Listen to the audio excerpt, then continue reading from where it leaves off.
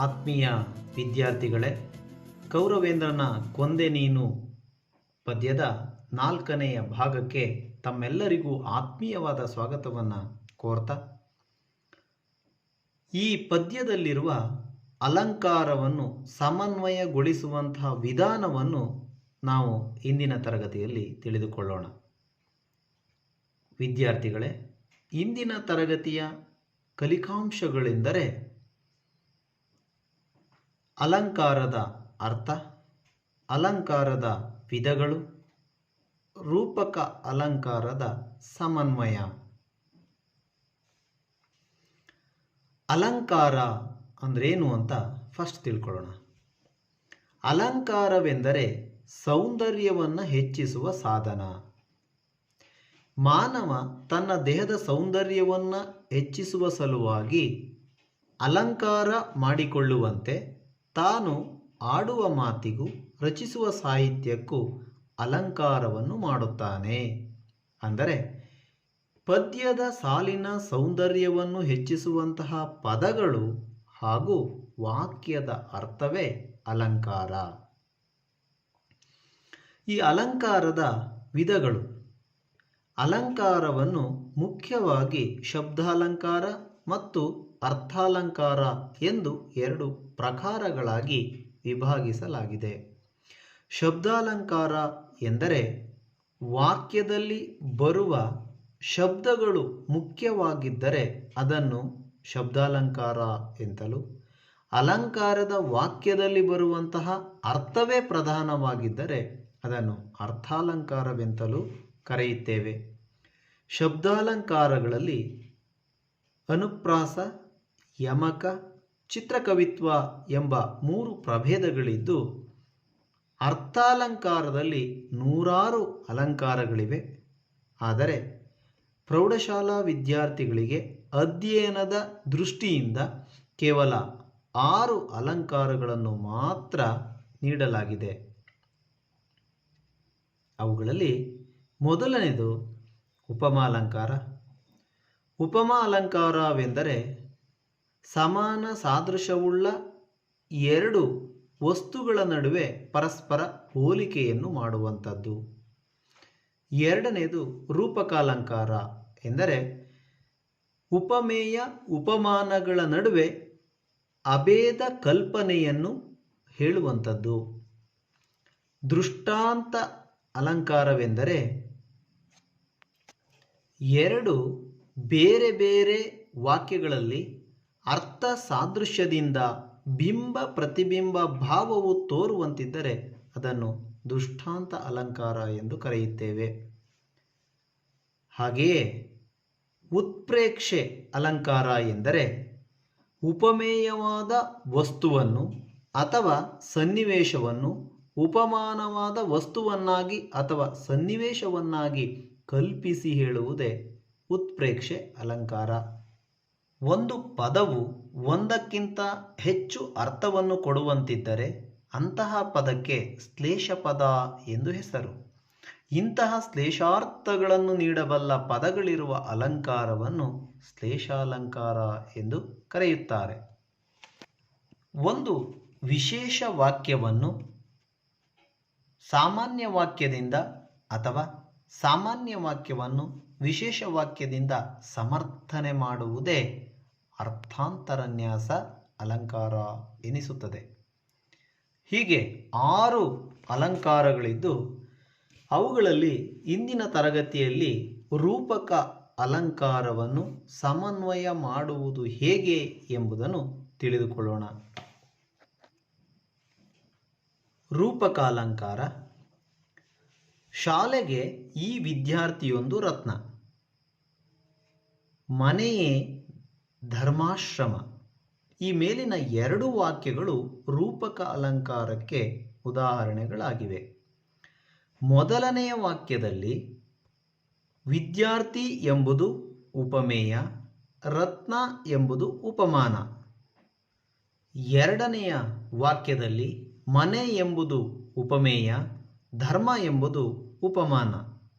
ಈ 2 ವಾಕ್ಯಗಳಲ್ಲಿ ಉಪಮೇಯ ಹಾಗೂ ಉಪಮಾನಕ್ಕೂ ಯಾವುದೇ ಭೇದವಿಲ್ಲದಂತೆ ವರ್ಣಿಸಲಾಗಿದೆ.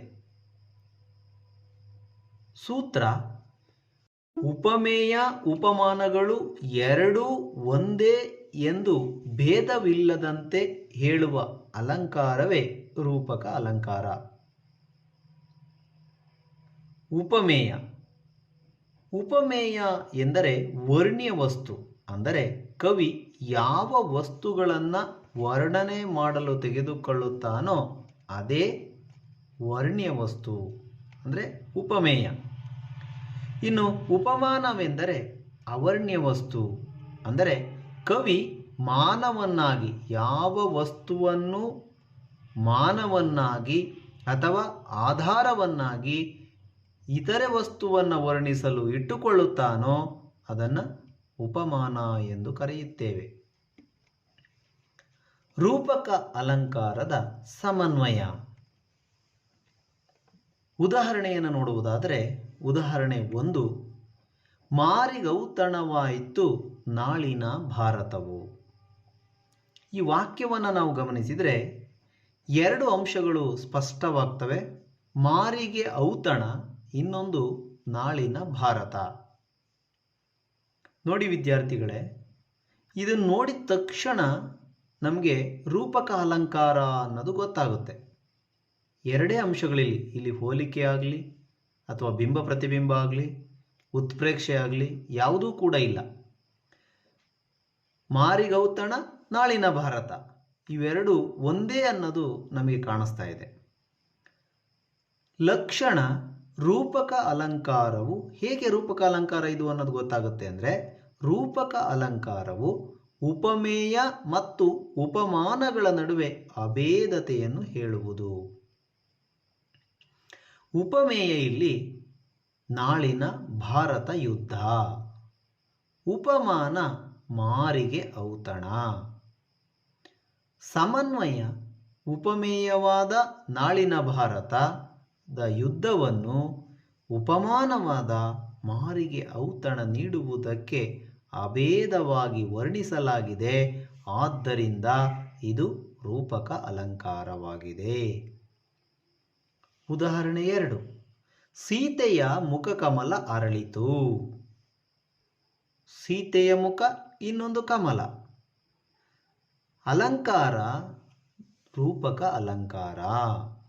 ಲಕ್ಷಣ: ಉಪಮೇಯ ಮತ್ತು ಉಪಮಾನಗಳಿಗೆ ಅಭೇದತೆಯನ್ನು ಹೇಳುವುದು.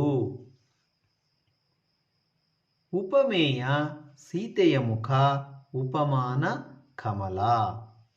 ಸಮನ್ವಯ ಮಾಡೋದಾದ್ರೆ ಇಲ್ಲಿ ಉಪಮೇಯವಾದ ಸೀತೆ ಮುಖವನ್ನು ಉಪಮಾನವಾದ ಕಮಲಕ್ಕೆ ಅಭೇದವಾಗಿ ರೂಪಿಸಿದೆ. ಹಾಗಾಗಿ ಇದು ರೂಪಕ ಅಲಂಕಾರ. ಮೂರನೇ ಉದಾಹರಣೆಯನ್ನು ನೋಡಿ. ಸಜ್ಜನರಿಗೆ ಗುರುವಚನ ಎನ್ನುವುದು ಕಿವಿಗೆ ಒಂದು ಆಭರಣ. ಇಲ್ಲಿ ಸಜ್ಜನರಿಗೆ ನೀಡುವಂತಹ ಗುರುವಚನ ಎನ್ನುವುದು ಒಂದು ಅಂಶವಾದರೆ, ಕಿವಿಗೆ ಒಂದು ಆಭರಣ ಎಂಬತಕ್ಕಂಥದ್ದು ಮತ್ತೊಂದು ಅಂಶ. ಇಲ್ಲಿ ಉಪಮೇಯ ಉಪಮಾನವನ್ನು ಕಂಡುಹಿಡ್ಕೋಬೇಕು. ಅವೆರಡಕ್ಕೂ ಇರುವ ಸಂಬಂಧ ಏನು ಅನ್ನೋದನ್ನು ಮೊದಲು ಗುರುತಿಸಿದರೆ ಆಗ ಯಾವ ಅಲಂಕಾರ ಅನ್ನೋದು ಗೊತ್ತಾಗುತ್ತದೆ. ಲಕ್ಷಣವನ್ನು ನೋಡಿ. ಉಪಮೇಯ ಮತ್ತು ಉಪಮಾನಗಳು ಒಂದೇ ಎಂದು ವರ್ಣಿತವಾಗಿವೆ. ರೂಪಕ ಅಲಂಕಾರ ಅಂದ ತಕ್ಷಣ ಅದರ ಲಕ್ಷಣವನ್ನು ನಾವು ನೋಡಬೇಕು. ಇಲ್ಲಿ ಉಪಮೇಯ ಉಪಮಾನ ಎರಡು ಒಂದೇ ಎಂದು ವರ್ಣಿತವಾಗಿವೆ. ಹಾಗಾದರೆ ಉಪಮೇಯ ಯಾವುದು? ಗುರುವಚನ. ಉಪಮಾನ ಆಭರಣ.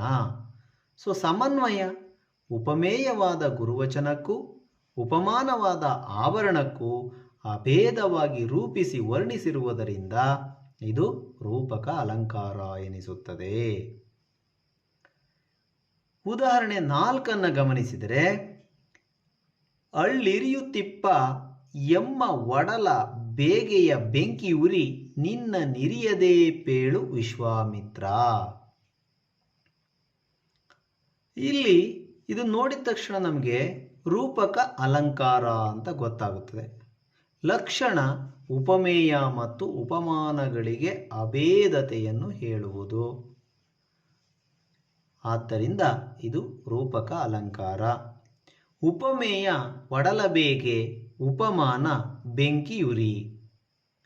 ಸಮನ್ವಯವನ್ನು ನೋಡೋದಾದರೆ ಉಪಮೇಯವಾದ ಅಯೋಧ್ಯೆಯ ಪ್ರಜೆಗಳ ಒಡಲ ಬೇಗೆಯನ್ನು ಉಪಮಾನವಾದ ಬೆಂಕಿಯ ಉರಿಗೆ ಅಭೇದವಾಗಿ ರೂಪಿಸಿ ವರ್ಣಿಸಲಾಗಿದೆ. ಆದ್ದರಿಂದ ಇದು ರೂಪಕ ಅಲಂಕಾರವಾಗಿದೆ. ಹೀಗೆ ಉಪಮೇಯ ಮತ್ತು ಉಪಮಾನವನ್ನು ಮೊದಲು ಗುರುತಿಸಿಕೊಂಡು ಅವೆರಡರ ನಡುವೆ ಇರುವ ಅಭೇದತೆ ಅಥವಾ ವ್ಯತ್ಯಾಸವಿಲ್ಲದೇ ಇರುವುದು ಅಥವಾ ಅವೆರಡು ಒಂದೇ ಎಂದು ವರ್ಣಿಸಿರುವುದನ್ನು ಗಮನಿಸಿ ಇದು ರೂಪಕ ಅಲಂಕಾರ ಎಂದು ನಿರ್ಧರಿಸಬೇಕಾಗುತ್ತದೆ. ನೋಡಿ ಮಕ್ಕಳೇ, ಇದುವರೆಗೂ ಕೂಡ ನಾವು ರೂಪಕ ಅಲಂಕಾರ ಅಂದ್ರೇನು, ಅವುಗಳನ್ನು ಉದಾಹರಣೆ ಸಹಿತವಾಗಿ ನಾವು ಅಭ್ಯಾಸ ಮಾಡಿದ್ದೇವೆ. ಈ ಇಂದಿನ ತರಗತಿಯ ಕಲಿಕೆಗೆ ಸಂಬಂಧಿಸಿದಂತೆ ಮೌಲ್ಯಮಾಪನದ ಚಟುವಟಿಕೆಯನ್ನು ಈಗ ಕೈಗೊಳ್ಳೋಣ. ಈ ವಾಕ್ಯದಲ್ಲಿರುವ ಅಲಂಕಾರವನ್ನು ಹೆಸರಿಸಿ ಸಮನ್ವಯಗೊಳಿಸಿ.